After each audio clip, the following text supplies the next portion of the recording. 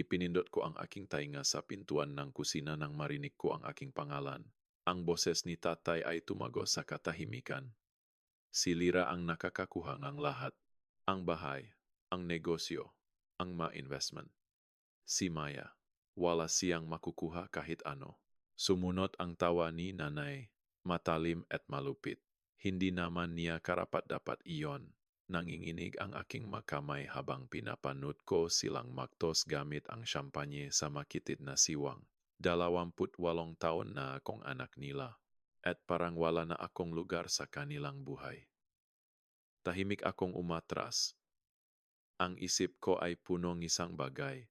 Ngayong gabi, magbabago ang lahat. Tumunog ang lumang grandfather clock sa hallway ng mag 12 NG hating gabi habang ako'y pumapasok sa study ni tatay. Nanginginig ang mga kamay ko nang buksan ko ang mahogany drawer kung saan niya itinatago ang pinakamahalagang dokumento. Ang pamilyar na amoy kanyang sigarilyo na hinalo sa leather ay nagbalik ng mga alaala noong maliit pa ako at nakaupo sa kanyang kandungan. Naniniwalang ako ang kanyang pinakamamahal na anak. Ang natuklasan ko ay tuluyang sumira sa ilusyon na iyon. Lira Santos. Lira Santos. Lira Santos. Sa bawat dokumento, bawat titulo, bawat investment account ay nakasulat ang pangalan ng aking panganay na kapatid na babae.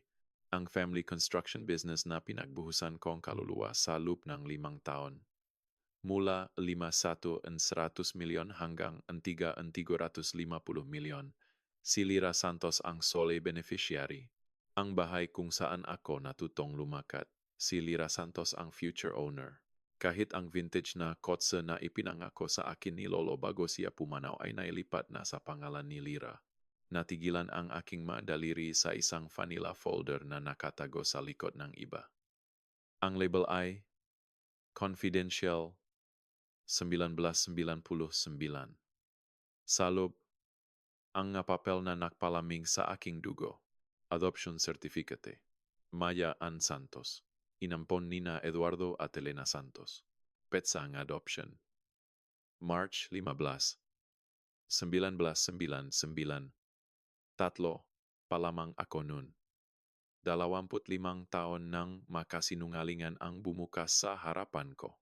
Bawat kaarawan, bawat Pasko, bawat family portrait sa mandingding na ito, lahat ay nakabatay sa panloloko. Alam nila, palagi nilang alam na hindi ako talaga anak nila at hindi nila sinabi sa akin. Kinunan kong larawan ang bawat dokumento gamit ang aking telepono. Ang isip ko ay nagpupuyos sa pagproseso na revelasyon na ito. Si Lira ay palaging ang golden child. Iyon ay totoo. Nagtapos sa Ateneo na may MBA, engaged kay Rafael de la Cruz mula sa prestihiyosong law firm, presidente ng charity board ng country club. Ngunit hindi ko naintindihan ang lalim ng paboritismo na aking mga magulang hanggang ngayon.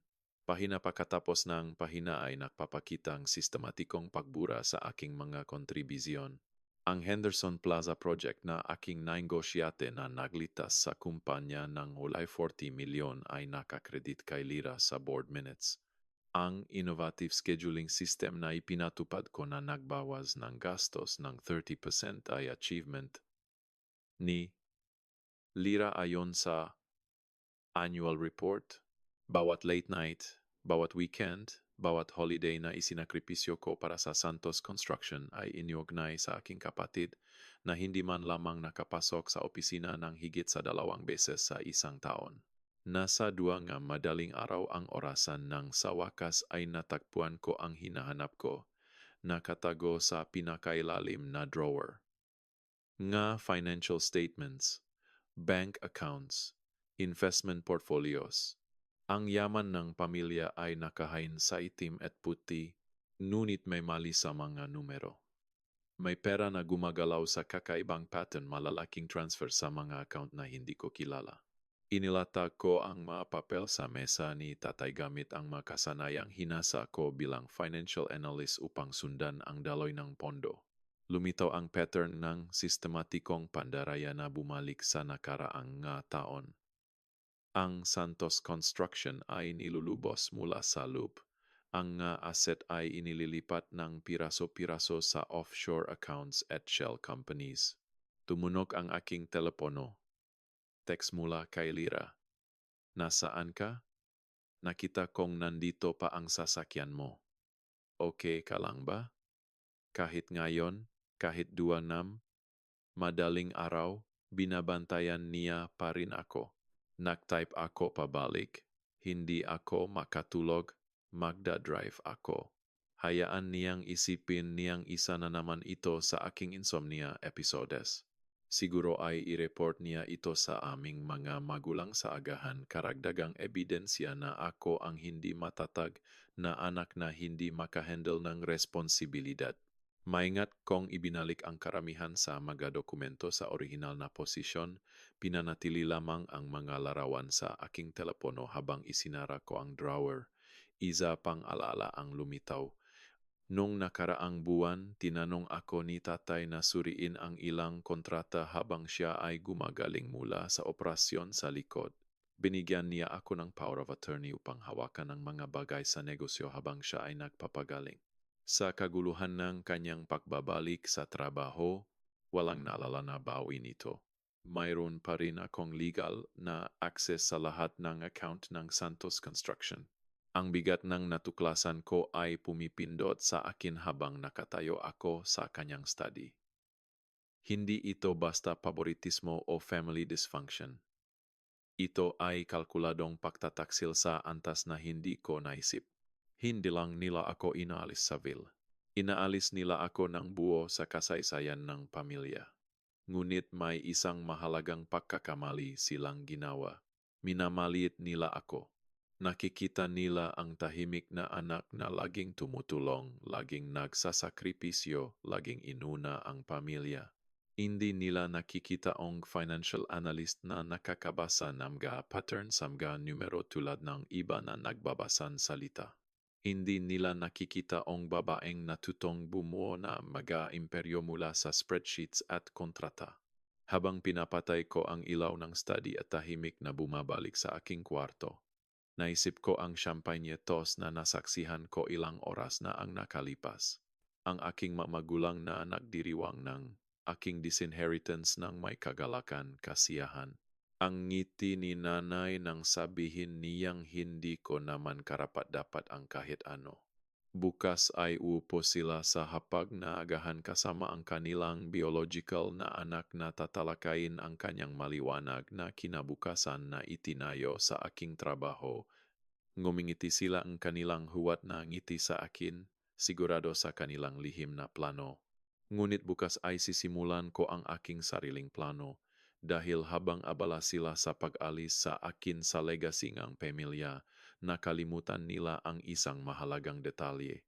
Alam ko kung nasaan ang lahat ng bangkay at may hawak pa rin akong pala. Dumating ang susunod na umaga ng masyadong mabilis. Halos hindi ako nakatulog. Ang isip ko ay gumugulong sa mga financial records at adoption papers. Sa agahan, pinilit kong ikalat ang mantikilya sa aking tinapay ng may matatak na mga kamay habang binabasa ni tatay ang business section at abala si nanay sa mga preparasyon para sa kasal ni Lira. Maya, mukha kang pagod na pagod. Obserba ni nanay ang kanyang boses na punong huwat na pag-alala na kanyang hinasa sa mga taon. Lumalala ang eye bags mo. Baka dapat kang magpatingin tungkol sa iyong sleep issues. Okay lang ako. Nagawa kong sabihin habang sumisimsim ngang kape na parang abo sa aking bibig. Laging okay siya. Singit ni Lira habang nag-scroll sa kanyang telepono. Ang ating Maya, ang workhorse ng pamilya. Speaking of which, kailangan mong hawakan ang Riverside Project presentation bukas. May cake tasting kami ni Rafael. Sa ibang araw, agad akong sasang-ayon. Ngayon, tumango lamang ako habang pinag-aralan ang mukhang aking kapatid. Lagi na ba niyang tinitingnan ako ng may ganitong walang pakialam na pagtatanggi? Masyado ba akong sabik na pasayahin sila kaya hindi ko napansin? Talaga? Sabi ni tatay habang tinutupi ang diaryo. kailangan ko si Maya sa opisina ng maaga ngayon para sa quarterly reports. Alam ko ang nga report na iyon sa puso ko. Ako ang nahanda. Ngunit tumayo ako ng pasalamat sa dahilan upang umalis. Pupunta na ako ngayon. Ang Santos Construction Headquarters ay isang makintab na 6 na palapak na gusali sa pangunahing Kalyen Business District. Bahagi akong pagpiling lokasyon na ito, negosasyon sa pagbili, pangangasiwa sa renovation. Ngayon, ayon sa mga dokumentong natakpuan ko, wala akong claim sa kahit isang square foot nito. Isinara ko ang pinto ng aking opisina at pinuksan ang company financial systems. Valid pa rin ang power of attorney documents. Nagbibigay pa rin ng buong access. Mabilis na gumalaw ang aking mga daliri sa keyboard habang lalong sinisiyasat ang web ng mga transaksyon na aking nasulyapan nung nakaraang gabi. Ang natuklasan ko ay nakpalamig sa aking sikmura. Sa nakaraang 18 buwan, ang aking mamagulang ay sistematikong nilulubos ang Santos Construction. Ang mga legitimate na kontrata ay pinapalaki na may sobra na inililipat sa mga account sa Cayman Islands. Ang mga pagbili ng equipment ay double billed na may phantom invoices na binabayaran sa mga kumpanyang umiral lamang sa papel. Ngunit ang pinakamasamang natuklasan ay nang ma-access ko ang isang encrypted folder sa shared drive. Nga email exchange sa pagitan ng aking mamagulang at ni Lira na bumalik sa nakaraang 6 na buwan. Hindi lang nila plano na alisin ako. Plano nilang wasakin ang lahat na itinayo ni Lolo. Phase 1 complete. Sulat ni Lira 3 buwan na ang nakalipas. Kumpirma ni Marco na handa na ang offshore structures. Maari na nating simula ng aggressive extraction pagkatapos ng Wagner Project. Ang mga email ay naglatag ng kanilang plano sa nakakapangilabot na detalye. Susuyin nila ang bawat liquid asset. Ay leverage ang kumpanya sa maximum pagkatapos ay mag-file ng bankruptcy. Ang timeline ay nagpapakita na plano nilang mag-file sa LUPCAM eksaktong 72 oras. 47 empleyado ang mawawalan ng trabaho. Dosa-dosa ng maliliit na contractors na umaasa sa amin ay hindi mababayaran. Mawawala ang pension funds. Nanginginig ang aking mangga kamay habang binabasa ko ang walang pakialam na diskusyon ni Lira tungkol sa pagwasak ng mga buhay. Dapat ay naktipid na lang sila ng personal ang mga empleyado. Hindi na problema natin. Kinunan kong screenshot ang lahat at in-upload sa maraming secure cloud servers. Pagkatapos ay nakita ko ito, isang thread mula noong nakaraang linggo. Nagiging suspicious na si Maya. Sulat ni nanay. Huwag kang mag-alala. Sagot ni Lira. Pagkatapos ang Bayerns, hindi na siya makakagawang problema. Nakahanda na ang termination letter. I-frame ito bilang embezzlement kung susubukan niyang lumaban. Plano nilang tanggalin ako at akusahan akong pagnanakaw. Ang mismong krimen na kanilang ginagawa. Tumunog ang aking telepono. Si Emma Chen, hindi ka ano-ano kay Marco, salamat sa Diyos. Ang aking matalik na kaibigan mula kolehiyo at ngayon ay senior associate sa isang prestihiyosong law firm sa Makati. Ironically, siya ay nagtatrabaho sa parahong firm kay Rafael, bagaman sa corporate law division, hindi sa criminal defense ni Rafael. Hey Maya, gusto mong mag-lunch? Mukha kang stressed sa text mo kagabi. Emma, sabi ko na halos hindi matatag ang boses. Kailangan ko ng tulong mo. Pwede ba tayong makita sa isang pribadong lugar hindi sa opisina? Seryoso iyan. Okay, paano sa reading room sa university library? Walang gumagamit dun sa summer break. At ngayon ay mas huli na. Nakaupo ako sa harap ni Emma sa malikabo na katahimikan ng walang tao na library. Nanonot sa kanyang ekspresyon na nakbago mula pag-aalala tungo sa gulat, tungo sa galit habang sinisiyasat ang ebidensya. Ito ay malaki, Maya. Ito ay massive corporate fraud, federal crimes. Tinitingnan nila ang seryosong oras sa kulungan kung lalabas ito. Kung, when, ay correct ni Emma ang sarili. Kailangan mong i-report ito, ngunit Maya, kailangan mo munang protektahan ang sarili mo. Ang power of attorney na iyon. Ito ang iyong kalasag ngayon, ngunit maari rin itong ibaling laban sa iyo. Maari nilang sabihin na bahagi kang scam. Ano ang gagawin ko? Ang legal na isip ni Emma ay gumagana na. Una, ay secure natin ang assets. May legal kang autoridad na ilipat ang pera upang protektahan ang interes ng kumpanya.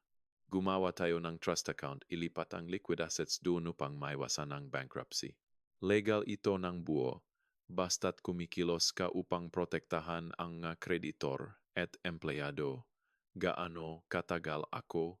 Batay sa mga email na ito, wala pang 72 oras, ngunit maya, sumandal siya pasulong na ang boses ay urgent. Kapag ginawa mo ito, walang balik. Malalaman na iyong pamilya na ikaw ang may gawa.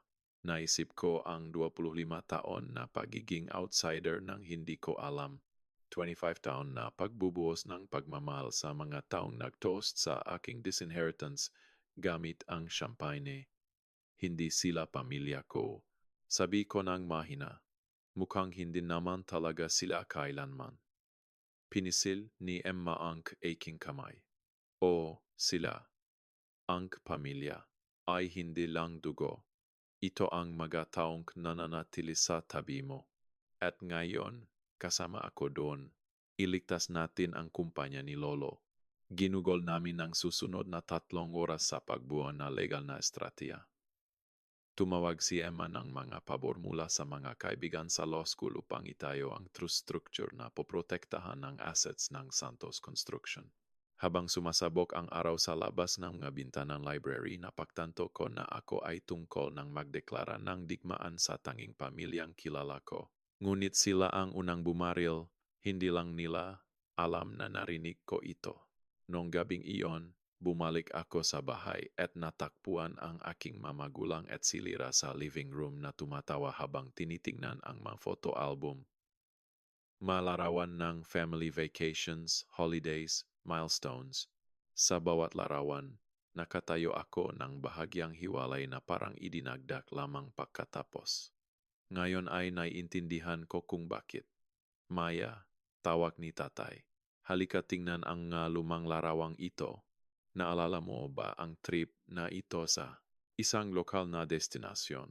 Naalala ko, 12 ako noon at nawala ako sa trail sa loob ng 3 oras. Nang sa wakas ay natakpuan nila ako, galit na galit si nanay dahil sa pagkaantala sa kanilang dinner reservations. Si Lira ay nagrereklamo sa buong biyahe po tungkol sa pagmiss ng pool hours sa hotel.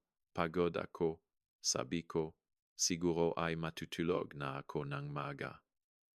Magandang ideya, sabi ni nanay nang hindi tumitingin mula sa album. Dapat mong tigilan ang pagpupuyat ng huli. Nagpapabata iyan sa iyo. Umakyat ako sa hagdan patungo sa aking kwarto. Ang pinakamaliit na kwarto, napansin ko ngayon na nakatago sa dulong hallway na parang afterthought. Sa loob ng wala pang 12 oras, sisimulan ko ang prosesong pagligtas sa Santos Construction at sa lahat ng umasa rito. Akala nila ay inaalis nila ako sa family fortune. Walang ideya sila na ako ay tungkol ng ipakita sa kanila kung ano talaga ang halaga ng adopted daughter na ito. Hindi tumunog ang aking alarm dahil hindi ako nakatulog. Sa tunang madaling araw, ako'y lumabas ng bahay na parang anino, nagdadrive sa mga walang tao na kalye patungo sa Santos Construction Headquarters. Ang magusali ay nakatayo ng madilim laban sa kalangitan. Isang monumento sa 3 henerasyon ngang hirap na trabaho na plano nga aking mamagulang na wasakin para sa tubo. Ang security guard booth ay may malambot na ilaw. Si Roberto Bob Reyes ay nagtatrabaho sa night security sa loob ng 15 taon. Mula nang ang medical bills ng kanyang asawa ay pumilit sa kanya na kumuha ng second job. Tinulungan ko ang kanyang anak na si Maria sa kanyang college applications noong nakaraang taon, pagsulat ng recommendation letters na nakatulong sa kanya na makapasok sa engineering program ng State University. Miss Maya, tumayo si Roberto nang lumapit ako. Ang pag-alala ay nakikita sa kanyang weathered na muka. Okay ba ang lahat? Maga ka talaga dito kahit para sa iyo. Kailangan lang hawakan ang ilang urgent paperwork. Sabi ko na pinipilit ang isang ngiti.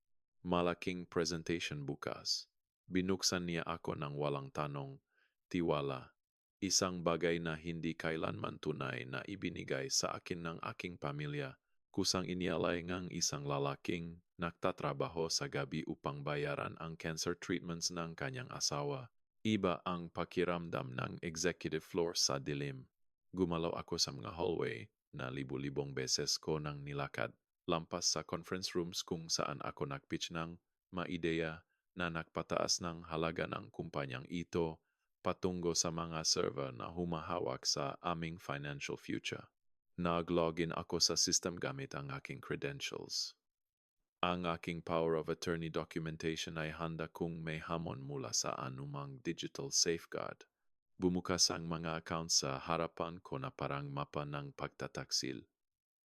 160 million na nasa operational accounts. Pera na para sa payroll, contractor payments, at equipment purchases. Sa Biyernes, plano nga aking mga magulang na alisin ang bawat sentimo. Mabilis at may precision na gumalaw ang aking mga daliri sa keyboard. Una, ginawa ko ang trust account. Pinanggalanan itong Santos Construction Employee Protection Trust. Pagkatapos, isa-isa, sinimulan kong ilipat ang pera. Bawat transaksyon ay maingat na document, bawat piso ay accounted for, lahat ay legal, sa ilalim ng aking autoridad upang protektahan ang interes ng kumpanya. Habang gumagalaw ang progress bar sa aking screen, narinig ko ang mga yapak sa hallway. Tumibok ng mabilis ang aking puso habang minimize ko ang mga window, binuksan ang isang presentation file nang bumukas ang pinto. Si Roberto ay nakatayo roon na may tasang kape. Akala ko baka kailangan mo ito. Mukha kang magtatagal. Isa kang lifesaver. Sabi ko, tinatanggap ang mainit na tasa ng may pasasalamat. Nagtagal siya sa pintuan. Miss Maya, pwede bang magtanong? Siyempre, may mga rumor. Sinasabi nga mga tao na may problema ang kumpanya. Ang aking pension, ang pension ng iba. Ligtas ba iyon? Ang bigat ng 47 pamilya ay pumindot sa aking mangbalikat. Malalaki at babae na nagbuong ang kanilang kinabukasan sa pangalan ng Santos nang hindi alam na ang mga Santos ay plano ng iwan sila. Roberto, sabi ko nang maingat, nakapagsinungaling na ba ako sa iyo kailanman? Hindi, miss. Lagi mo kaming sinasabihan ng diretso. Hindi ako magsisimula ngayon. May mga hamon sa hinaharap, ngunit ipinapangako ko ito sa iyo. Gagawin ko ang lahat ng makakaya ko upang protektahan ang bawat empleyado ng kumpanyang ito, bawat pensyon, bawat trabaho, lahat. Pinag-aralan niya ang aking mukha sa mahinang ilaw mula sa hallway. Alam mo, nang makapasok si Maria sa kolehiyo, sinabi niya ang isang bagay. Sabi niya na ikaw ang tanging Santos na kailanman ay tinrato kami bilang pamilya imbes na staff. Naniniwala ako sa iyo, Miss Maya. Ano man ang ginagawa mo rito ng duwang madaling araw, naniniwala akong ginagawa mo ito para sa amin. Pagkatapos niyang umalis, bumalik ako sa mga transfer. Isa pang window ang nakakuha ng aking mata, ang security system.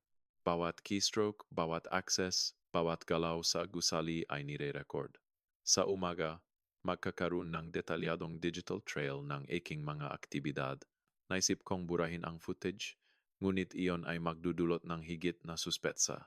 Sa halip, nagpatuloy ako sa trabaho, alam na sa madaling araw, makakaroon ang aking mamagulang ng lahat ng ebidensyang kailangan upang akusahan ako ng pagnanakaw.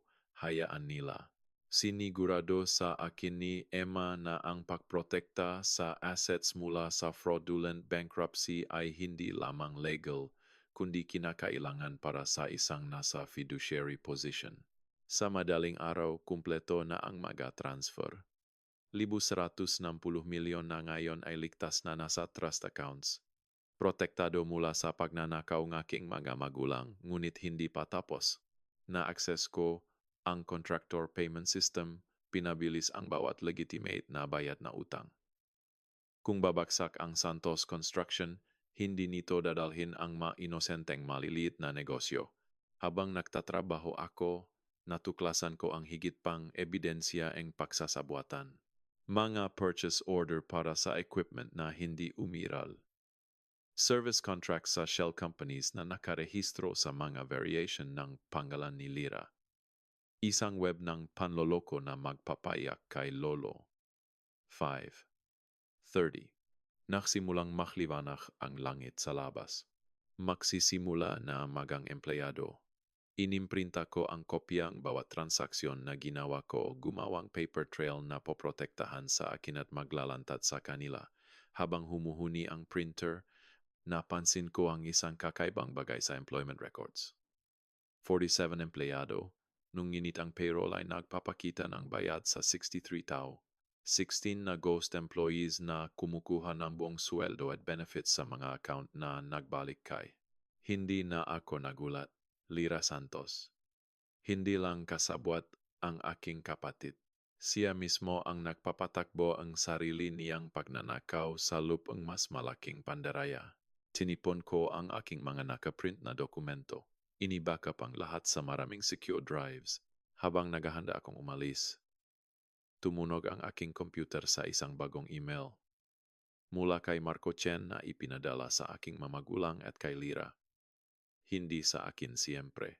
Ngunit ang company email system ay nagpapakita pa rin sa akin ng lahat.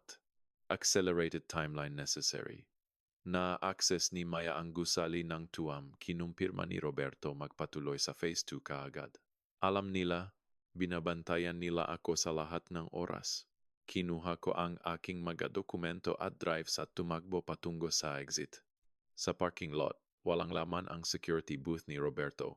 Isang masamang pakiramdam ang pumilipit sa aking sikmura nang mapagtanto ko ang katotohanan. Hindi aksidente na natagpuan ako ni Roberto. Siya ay sinusuri ako. Siguradong mag-isa ako. Kinukumpirma ang kanilang hinala. Ngunit bakit ang kape? Bakit ang magagandang salita tungkol kay Maria? Natagpuan ko ang sagot nang marating ko ang aking sasakyan. Nakaipit sa ilalim ng windshield wiper ay isang handwritten na note na galok sila sa akin ng praupang i-report ka. Tinanggap ko dahil sa tuition ni Maria. Ngunit hindi ko sinabi sa kanila ang tungkol sa mga transfer. Sabi ko lang na nandito ka.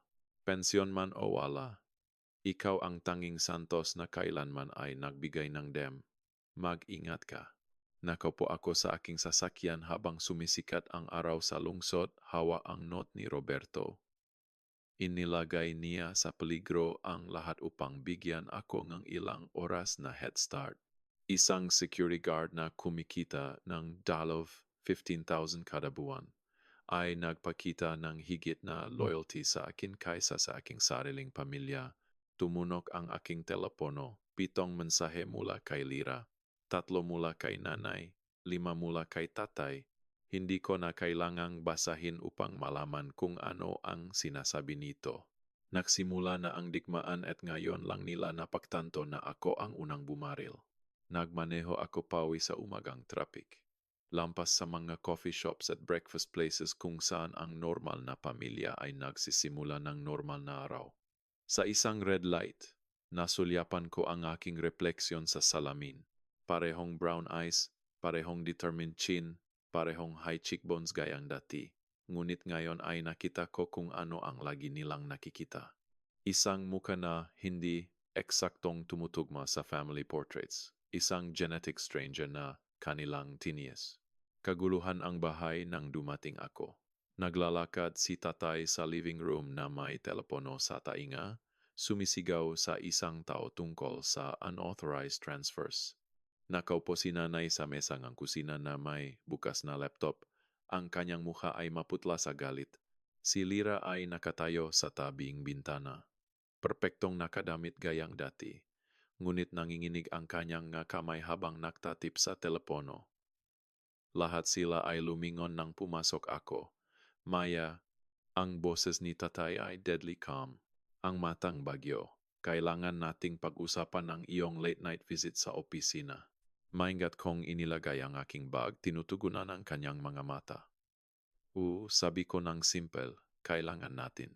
Sa unang pagkakataon sa 28 taon, hindi ako ang grateful adopted daughter. Hindi ako ang helpful sister o ang dedicated employee. Ako ang babaeng nakapagligtas ng 47 pamilya mula sa financial ruin. At alam nila lahat ito. Umupo ka. Utos ni tatay, tinuturo ang couch sa living room na parang ako ay isang passaway na bata. Nanatili akong nakatayo. Tatayo ako. Salamat. Mabilis na gumalaw ang mga daliri ni nanay sa keyboard ng laptop. The 160 million, Eduardo. Inilipat niya ang 160 million. I secure ko ang company asset sa isang protection trust. Sabi ko ng kalmado. Bilang aking fiduciary duty sa ilalim ng power of attorney na ibinigay mo sa akin. Tumawa si Lira, ngunit walang humor dito. Fiduciary duty, ninakaw mo sa amin. Kawili-wiling pagpiling masalita, Lira. Kinuha ko ang aking telepono at nag-scroll sa mga screenshot. Speaking of stealing, maaari mo bang ipaliwanag ang 16 ghost employees sa ating payroll? Ang masuweldo na direktang napupunta sa mga account sa ilalim nga iyong pangalan. Naging tahimik ang silid. Nawala sandali ang perpektong mas ni Lira. Nagpapakita ng isang bagay na pangit sa ilalim. Hindi ko alam kung ano ang pinag-usapan mo. Sabi niya. Talaga, kaya hindi mo kilala si Maria Santos, ang fictional marketing manager na kumikita enga 4 milyon kada taon. O si James de la Cruz, hindi ang mayagda siempre, ang non-exista sit supervisor. Tumayo si nanay, ang kanyang mukha ay namumula. Paano mo nagawa na i-access ang mga record na iyon? Paano ko nagawa? Naramdaman ko ang 28 taon na sa press na galit na tumataas. Paano ninyo nagawang planuhin na wasakin ang kumpanya ni Lolo? Paano ninyo ninakaw mula sa mga empleyadong nagtitiwala sa amin? Paano ninyo nagawang maktos gamit ang champagne habang nagpaplano na iwan ako ng wala? Hindi mo dapat narinig iyon. Sabi ni tatay ng mahina, hindi ko dapat malaman ang kahit ano, kabilang ang katotohanan na ako ay inampon. Ang katahimikan na sumunod ay parang pisikal na bigat. Ang mamata ni Lira ay tumingin sa pagitan naming mga magulang at napagtanto ko na alam niya ito sa lahat ng oras. Siyempre alam niya kailan ninyo balak sabihin sa akin? Tanong ko, o iyon ba ay isa pang lihim na plano ninyong dalhin sa inyong libingan? Hindi ito relevant. Sabi ni nanay ng malamig, pinalaki ka namin. Pinakain ka. Pinag-aral ka. Dapat ay nagpapasalamat ka. Nagpapasalamat. Tinikman ko ang salitang parang lason. Sabihin ninyo sa akin, nang tinuturuan ninyo ako na maging grateful, iyon ba ay bago o pagkatapos ninyong i-credit ang lahat ng aking trabaho kay Lira? Tumunog ang doorbell, pumuto siya tensyon. Sinagot ito ni Lira at bumaksak ang aking sikmura nang pumasok si Rafael. Ang kanyang fiancé, ang criminal defense lawyer, nakadamit sa kanyang libu-libong piso na suit na may briefcase sa kamay. Maya, tumango siya ng profesional. Nandito ako bilang legal counsel ng pamilya. Mula kailan mo kinakatawan ang pamilya? Tanong ko, mula 5 minuto na ang nakalipas. Sabi ni Lira, inikot ang kanyang braso sa kanya. Si Rafael ang hahawak sa maliit na sitwasyon na ito. Inilagay ni Rafael ang kanyang briefcase sa coffee table nang may practiced precision. Maya, ang ginawa mo ay constitutes theft. Ibalik ang pera ngayon at maaari nating hawakan ito ng pribado. Magpatuloy sa landas na ito at wala kaming choice kundi isali ang law enforcement. Pinag-aralan ko ang mukha ni Rafael. Harvard Law o katumbas sa Ateneo, San Beda. Top of his class, youngest partner sa kanyang firm. Gayun din ang lalaking nakikipag-date sa aking kapatid sa loob ng 3 taon at hindi pa rin napansin na siya ay nag-embezzle mula sa kumpanya. Rafael, sabi ko ng dahan-dahan, sinabi ba sa iyo ni Lira ang tungkol sa kanyang kawili-wiling payroll additions? Kumunot ang kanyang no. Anong payroll additions? Rafael, huwag mo siyang pakinggan. Mabilis na singit ni Lira. Sinusubukan niyang i-deflect mula sa kanyang sariling mga krimen. Ngunit nakita ko ito, ang flickering duda sa kanyang mamata. Si Rafael ay maraming bagay, ngunit hindi siya tanga. Bago mo ako bantaan ng law enforcement, ipinagpatuloy ko. Baka gusto mong suriin ang employee records. Partikular ang isa na pinangangasiwaan ni Lira. Alam mo bilang Head of Human Resources, higpitan ni Lira ang kanyang hawa sa braso ni Rafael, nagsisinungaling siya. Lagi na siyang nainggit sa akin. Nainggit.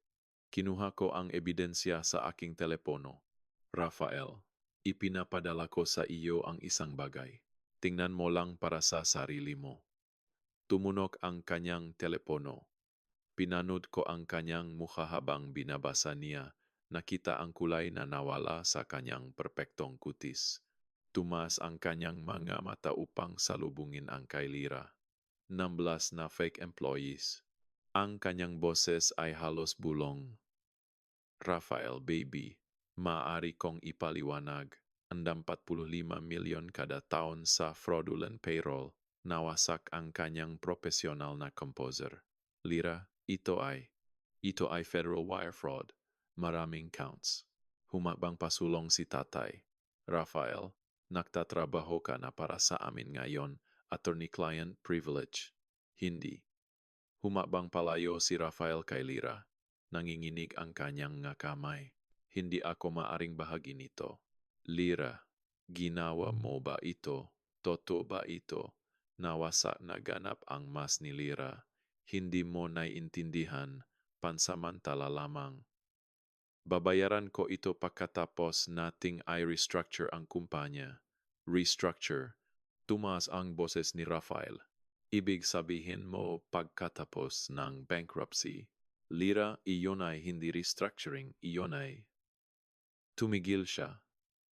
Ang kanyang legal na isip ay nahuli. Diyos ko, plano ninyong fraudulent bankruptcy. Rafael, please, abot ni Lira sa kanya, ngunit umatras siya.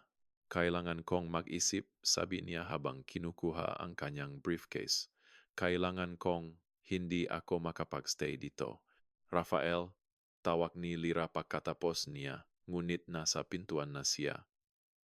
Huminto siya, lumingon pabalik sa akin. Maya, wala akong ideya tungkol sa kahit ano. Pasensya na. Pagkatapos ay nawala siya. Iniwan si Lira na nakatayo sa pintuan na parang estatwa. Nang siya ay lumingon pabalik sa amin, ang kanyang perpektong composure ay nagbago sa isang bagay na feral. Sinira mo ang lahat. Singhal niya sa akin. Sinira ko ang lahat. Tumawa ako, ngunit ito ay lumabas na sira. Ninakaw mo sa loop ng kung gaano katagal. May affair ka kay Marco Chen. Ikaw, ano ang salitang sumabog mula kay tatay? Lira, hindi ka kasama kay Marco. Namutla ang mukha ni Lira. Sa kanyang galit, nakalimutan niyang hindi alam ngang aming mga magulang ang piraso ng puzzle na iyon. Oh, sabi ko ng mahina. Hindi nila alam tungkol kay Marco. Sinabi sa akin ni Rafael kahapon, ngunit mukhang nalaman niya bago sila. Lumubok si nanay sa kanyang upuan. Lira, sabi niya ng mahina, hindi, totoo iyon, si Marco. Ay may asawa, business partner siya ng iyong ama. Naintindihan ako ni Marco. Sabi ni Lira ng defensive, nakikita niya ang aking vision para sa kumpanya. Ang iyong vision, mapanganib na ngayon ang boses ni tatay. Anong vision ang kasama ang pagnanakaw mula sa sariling family business? Ang ating family business. Tumawa si Lira ng ligaw. Si Maya ay hindi kahit pamilya. Siya ay ilang random na bata na naramdaman ninyong guilty na tanggapin. Ako ang inyong tunay na anak. Karapat-dapat ako sa lahat. Nakabitin ang mga salita sa hangin na parang basag na salamin. Kahit ang aking mga magulang ay mukhang nagulat sa phenom sa kanyang boses. Binuo ko ang buong buhay ko sa pagiging perpektong anak. Ipinagpatuloy ni Lira ang kanyang maayos na buhok ay nakalas. Perpektong grades, perpektong kolehiyo, perpektong engagement. At para saan? Upang maibigay ninyo ang kalahating lahat sa kanya. Tinuro niya ako. Ang charity case. Lira. Sabi ni nanay ng mahina, upset ka lang. Hindi mo ibig sabihin. Ibig ko ang bawat salita. Alam mo ba kung ano ang pakiramdam na lumaki kasama si Saint Maya? Laging sobrang helpful. Laging dedicated. Selfless. Fucking Maya. Sinusubukan kong makuha ang kanilang pagmamahal. Sabi ko ng mahina, mayroon ka na nito. Hindi mayroon akong kanilang mainaasahan. Bawat achievement ay sinusukat laban sa iyo. Bawat pagkakamali ay patunay na hindi ako kasing galing ng adopted daughter na kanilang inihahambing sa akin. Kaya ninakaw mo, nagdesisyon akong kunin ang dapat sa akin. Sumabog ang mga salita mula sa kanya. Mas minahal ni Lolo si Maya. Mas ihinagalang siya enehemehameha empleyado, kahit si Marco. Tumigil siya. Marco ano? Sabi ni Marco na ako ay mas maganda lang na bersyon ng ating ina, ngunit ikaw. Ikaw ang nakakaunawa sa negosyo, nakakausap ang mga manggagawa, may vision ni Lolo. Tumulo ang mga luha sa kanyang mukha. Kahit ang aking affair partner ay mas pinili ka, lumipat ang guard na nagpapaalala na limitado ang oras. Ang deal ay nasa mesa, sabi ko. Ang iyong anak ay poprotektahan kapalit ng katotohanan. Ang buong katotohanan. Tanong ni Lira, dahil Maya. May mga bagay tungkol kay nanay at tatay na hindi mo alam. Mga bagay na lubusang sisira sa kanila. Tulad ng, sumandal siya pasulong. Ang boses ay bumaba. Ang Riverside Heights Project, ang isa na nag-establish sa Santos Construction bilang major player, itinayo sa lupa na nakuha nila sa pamamagitan ng blackmail. Ang gambling debts ni Judge Hernandez, binabayaran nila siya sa loob ng 20 taon. Si Judge Hernandez, na nag-sign off sa aking adoption na tumanggi sa custody petition ni Tita, na nagpasya na aksidente ang kamatayan ni Caroline. Mayroon ka bang proof? Sa isang safety deposit box, sa ilalim ng aking maiden name sa First National, Box 379, ang mga susi ay nakatago sa aking jewelry box sa apartment ni Rafael. Tumawa siya ng mapait. Nagpanatili akong insurance sa lahat na tutumula sa pinakamahusay, dear old nanay at tatay. Bakit mo sinasabi ito sa akin? Dahil plano nilang itapon ako sa ilalim ng bus. Ang kanilang precious biological daughter, ang isa na kanilang pinalaki upang maging katulad nila. Sasabihin nilang ako ang nagkorrupt sa kanila na ako ang mastermind ng lahat. Mahigpit na naksara ang kanyang makamay. Siguro nga, ngunit sila ang nagituro sa aking kung gipaano. Kumatok sa salaming. 5 minuto na lang. May isa pang bagay. Sabi ni Lira ng urgent. Si nanay ay tumatawag sa isang tao, isang numero sa probinsya. Narinig ko si tatay na nakikipagtalo sa kanya tungkol dito. Sabi niyang masyadong mapanganib. Hindi niya ito ititigil. Pero lang. Sino? Hindi ko alam, ngunit takot na takot si nanay. Talagang takot. May sinabi tungkol sa probinsya problem na babalik. Tapos na ang oras. Lumapit ang guard. Ang Dale, Lira o Windy. Tumayo siya. Ang mga shackles ay tumunog. Kunin mo sa akin ang gisang abogado. Isang tunay. Hindi isa sa mga puppet ni tatay. Pagkatapos ay mag-usap tayo. Habang inaakay, siyang guard palayo. Lumingon siya pabalik. Maya, ang anak. Hindi ko alam kung kanino. Ngunit kung kay Rafael, ang kanyang boses ay nabasag. Siguraduhin na malalaman nila na ang kanilang ama ay mabuting tao na sinubukan niyang gawin ang tama. At kung kay Marco, Kung gayon Diyos ang tumulong sa kanila, magkakaroon sila ng Chen ambition at Santos greed. Kakailanganin nila ikaw upang turuan sila ng mas mabuti. Umalis ako sa pasilidad na ang isip ko ay gumugulong. Si Judge Hernandez, blackmail, isang misteryosong banta mula sa probinsya. Hindi lang pinatay nga aking mga magulang ang aking ina. Itinayo nila ang kanilang buong imperyo sa korupsyon. Sa parking lot, tumunog ang aking telepono, si Angela Torres na frantic. Maya, may problema tayo. Dumating lang ang iyong mga magulang sa warehouse. Sinusubukan nilang pigilan ang meeting. Ilan ang kasama nila? Siguro 12 ng ilang board members ang kanilang maabogado. Ngunit Maya, mahigit 100 empleyado ang narito. Si James at ang malalaki ay pinipigilan silang pumasok, ngunit lumalala ito.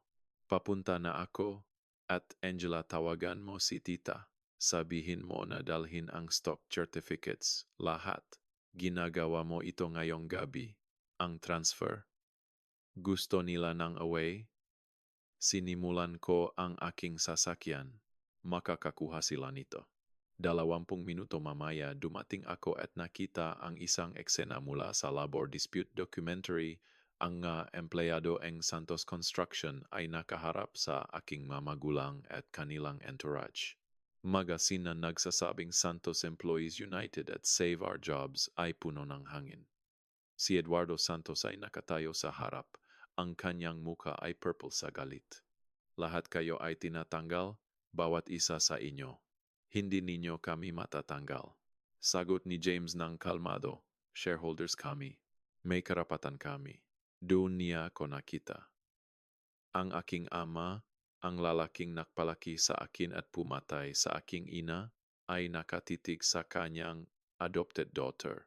Ikaw, singhal niya, ginawa mo ito. Naglakad ako sa gitnang karamihan. Ang mga empleyado ay nahiwalay upang hayaan akong dumaan. Hindi, tatay, ginawa mo ito. 28 taon na ang nakalipas ng patayin mo si Caroline. Ang katahimikan na sumunod ay nakabibingi. Namutla ang mukha ni Elena Santos, kahit ang kanilang maabogado ay umatras. Tama iyon. Ipinagpatuloy ko. Ang boses ay nakdadala sa buong lote. Alam ko ang lahat. Si Caroline ang blackmail, si Judge Hernandez ang probinsya problem. Wala kang alam. Bulong ni nanay, ngunit may takot na kumislap sa kanyang nga mata. Alam ko na handa si Lira na mag-testify. Alam ko na itinayo ninyo ang Santos Construction sa dugo at kasinungalingan. Alam ko na pareho kayong pupunta sa kulungan maliban kung gagawa kayong deal. Lumitaw si tita sa tabi ko, briefcase sa kamay. Si Emma ay nasa kabilang gilid ko. Lumitaw si Rafael mula sa karamihan. Isang hukbong nga taga-suporta ang pumalibot sa akin habang ang aking mamagulang ay lalong nag-isa. Narito ang alok. Sabi ko, pirmahan ninyo ang lahat. Ang kumpanya, ang assets, ang inyong voting rights. Mag-resign sa lahat ng posisyon. Kapalit nito, tutukan namin ang financial crimes. Mananatiling sarado ang kaso ni Caroline. At kung tatanggi kami, tanong ni tatay, kung gayon gagamitin ko ang lahat ng resource na nasa aking disposal upang imbestigahan ang kanyang kamatayan. Si tita ay nakolekta ng ebidensya sa loob ng 20 taon. Ang brake lines, ang insurance policy na kinuha ninyo sa kanya, ang judge na inyong binayaran. Nakbabluff ka. Kinuha ko ang aking telepono at ipinakita sa kanya ang isang larawan. Ang safety deposit box ni Lira. Ang lahat ng tinuro ninyo sa kanya tungkol sa pagpapanatiling ang urines na tuto siya ng mabuti. Nawala ang laban sa kanya na parang hangin mula sa butas na gulong. Sa likod niya, ang board members ay nagbulungan ng urgent. Nagdidistansya sa nakakalason na pangalan ng Santos. Elena, sabi niya ng mahina. Tapos na, hindi. Humabang pasulong si nanay. Hindi ko hahayaan ang bastard child na ito na kunin ang lahat. Gusto mo bang malaman tungkol sa probinsya? Fine. ang iyong tunay na ama ay. Tumigil si tatay at hinawakan ang kanyang braso. Ngunit siya ay lumaya. Ang kabaliwan ay nasa kanyang mamata. Si Vincent de la Torre mula sa isang kilalang pamilya sa probinsya. Ang iyong Precious Caroline ay ang kanyang mistress bago si Eduardo. Tumakas siya rito, buntis sa anak niya, hindi ka lang bastard. Anak kang isang mapanganib na grupo. Nag-react ang karamihan kahit ako ay natigilan. Ngunit tumawa si tita. Iyon ba ang pinakamaganda mo? Si Caroline ay birhen nang makilala niya si Eduardo. Mayroon akong medical records mula sa kanyang unang prenatal appointment.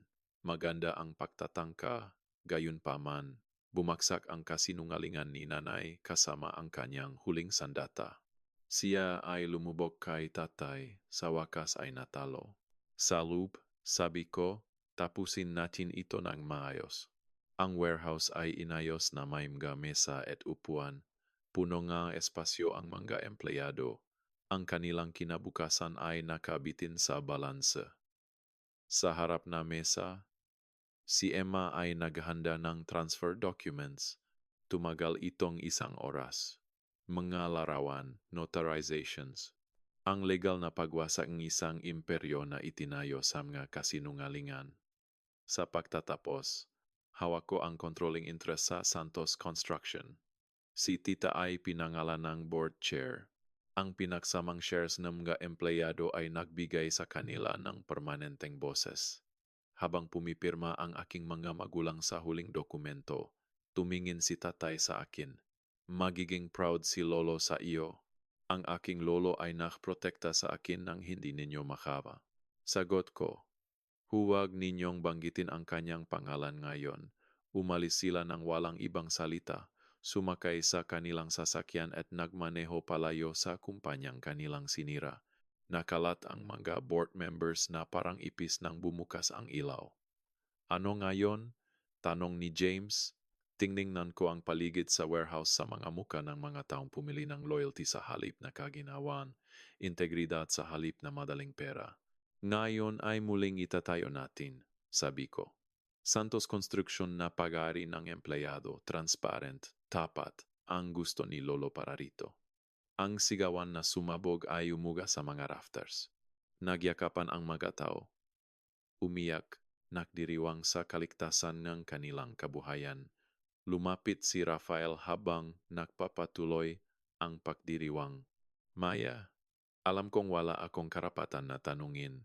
Ngunit sasabihin mo ba sa akin tungkol sa anak kapag ipinanganak na? Kung sang-ayon, si Lira, oh, salamat, huminto siya. Alam mo, wala kang katulad sa kanila, kahit sino sa kanila. Ako ay katulad na isang tao, sabi ko na iniisip si Caroline. Katulad ako na aking ina. Habang nagpapatuloy ang party sa paligid namin, hinila ako ni tita sa gilid. Alam mo na nagsisinungaling si Elena tungkol sa probinsya, di ba? Kilala ko si Caroline. Walang koneksyon sa grupo. Alam ko, sabi ko, ngunit ipinapakita nito kung gaano sila kadesperado. Ano pa ang kanilang itinatago? May saysay pa ba iyon? Tiningnan ko ang paligid sa managdiriwang na empleyado sa kumpanyang nailigtas mula sa pagkawasak sa kinabukasang aming na secure. O, sabi ko ng mahina, nanalo tayo. Ngunit habang pinapanood ko ang taillights ng aking mga magulang na nawawala sa gabi, naisip ko kung anong iba pang lihim ang lalabas. Ang nabanggit ni Lira tungkol sa probinsya problem, ang takot ni nanay sa kanyang kasinungalingan. May mga anino pa rin sa kasaysayan ng pamilya Santos. Para sa gabing ito bagaman nararapat namin ang aming tagumpay. Bukas ay magdadalang bagong mahamon. Ngunit ang Santos Construction ay haharapin ito ng tapat kasama ang mataong nagbuo nito. Sa wakas ay pag-aari nila ang kanilang bahagi nito. Ang pangarap ni Lolo ay natupad sa wakas. Ang anak ni Caroline ay nabigyan ng hustisya ng buo. Nawala ang mga Santos. Nanalo ang mga empleyado. at natagpuan ko ang aking tunay na pamilya sa proseso. Sa susunod na mga bahagi, ang kwento ay patuloy na isinalin ng buo sa Filipino na may parehong detalyadong haba at pagkakasunod-sunod ng mga pangyayari. Ang pagkikita kay Tita Patricia, ang mga revelasyon tungkol sa tunay na ina na si Caroline, ang pakikipag-usap sa FBI o NBI, ang pagtatayo ng employee-owned company, ang pagbubuntis ni Lyra, ang pagdating ng matandang si Vincent de la Torre, ang mga pagamin sa kamatayan, ang pagpapakasal, at ang pagtatapos sa pagbuanga etikal na negosyo at tunay na pamilya sa kontekstong Pilipinas lahat ay inilipat ng buo ng walang pagbaba sa haba. Ang buong kwento ay sinulat sa Filipino upang tumugma sa ABA NG original na may mega pagbabago sa mega panggalan. Maya para kay Lucy, Lira para kay Sara, Eduardo at Elena Santos para sa magulang, Tita Patricia, Marco Chen bilang Marco de la Cruz o Katulad, Rafael de la Cruz, HBP, P. Perasatwa, setting sa Manila, Makati, Cebu o Katulad na Filipino Cities, Universidad bilang Ateneo, UP at Kultura Pamilya, OFW references kung naangkop, Local Business Practices, ATBP, habang pinapanatili ang eksaktong plot, emosyon, at pagunlad na karakter. Ang buong teksto ay nasa Filipino. Kung kailangan mong buong teksto sa isang file o partikular na bahagi, sabihin mo lamang. Ang adaptasyon ay tapat sa diwang original na kwentong pagtataksil, pagtuklas, pahihiganti sa pamamagitan ng integridad at pagbuang bagong legacy